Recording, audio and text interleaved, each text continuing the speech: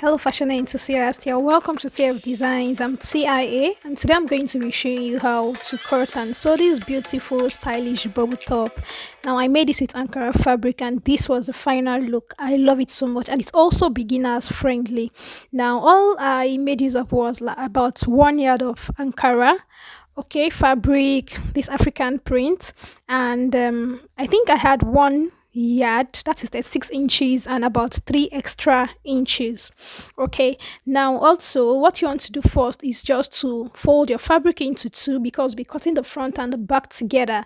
This tie does not have a zipper at the back, so after folding it into two, then I fold it again into another two to give me four. So at the end of the day, this is what I have. As you can see, I have two open end and I have a folded end. So you want to start drafting from this folded end.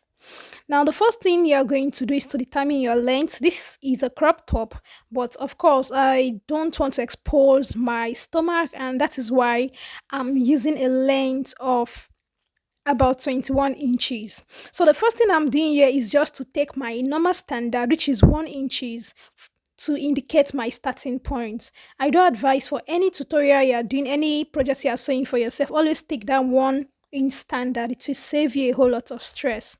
So after taking my 1 inch standard, then I went on to indicate my shoulder width, which is 14 inches divided by 2, which is 7 inches. So I just marked 7 inches. And to the addition of that 7 inches, you want to determine where you want your sleeve to end. So to this, I just added about 9 inches to the 7 inches on the shoulder line. Okay, I don't want to waste this fabric, and I just love the outlook. So now I came down by 3 inches for the neck depth, and for the width I did 3.5 inches. Now if I'm going to do this again, I think I'm going to be doing about 3 inches or 2.5 because it ended up being wider than what I really wanted. Okay, if you're a small size, I would advise you go for 2.5, 2 inches, 3 inches max. So now I also came down 1 inches on the shoulder line to be able to create that shoulder tape. Like, the shoulder is not straight, so to be able to create that slant down. Now I went on to take my length. As you can see, I took about 21 inches from my shoulder tip. So I just went on to mark down 21 inches all through, so that I'm going to end up having something very accurate. And this is top is very easy, like I said, very, very easy. I'm just doing this because of I know there might be beginners watching this particular video. It's beginners friendly, anyone can sew this.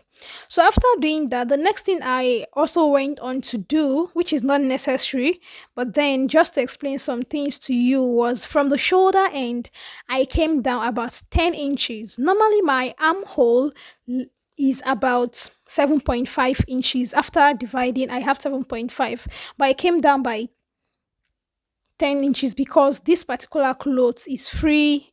We're cutting the sleeve and the clothes together, and this is just me indicating my waist region. Well, you really don't need this line, but I just went on to indicate it so that I'll be able to see clearly when I'm done drafting.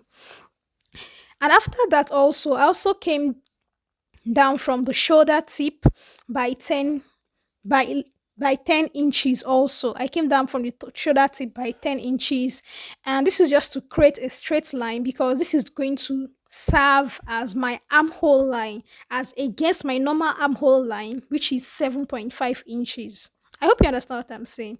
So now on this new armhole line is where I'm going to be curving my armhole.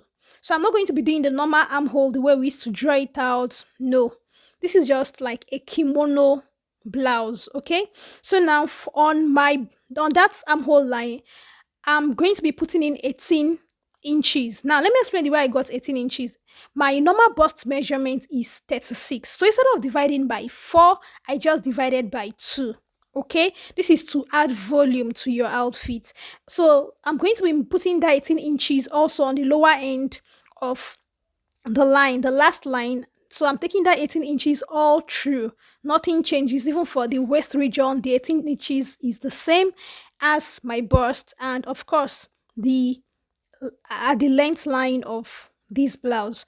So after doing that, as you can see, I took about 1 inches away from the beginning of the outfit, and at that particular point, you can see where I'm putting my curve.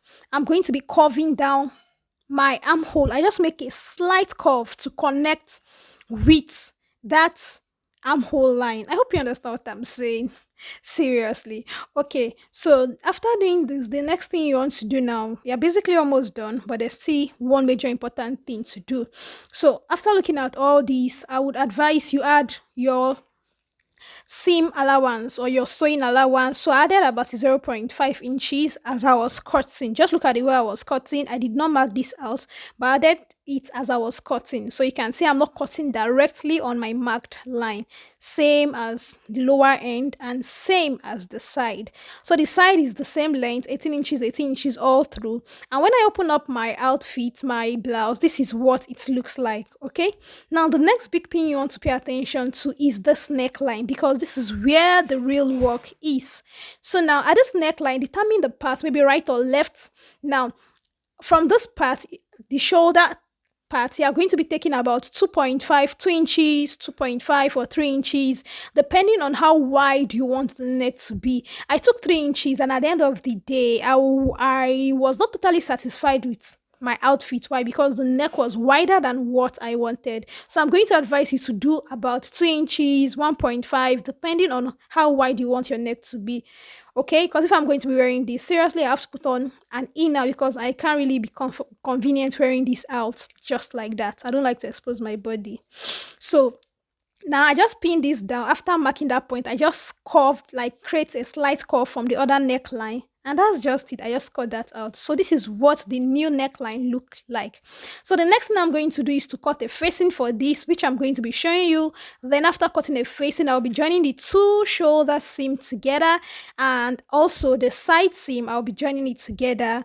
And of course, I'm going to be putting an elastic band toward that hand region. There'll be an elastic band after sewing. I'll also show you that. I'm just trying to explain what we're going to be doing here. And the lower end of the outfit too will be having an elastic band, as you can see in the picture of the outfit when we started this tutorial.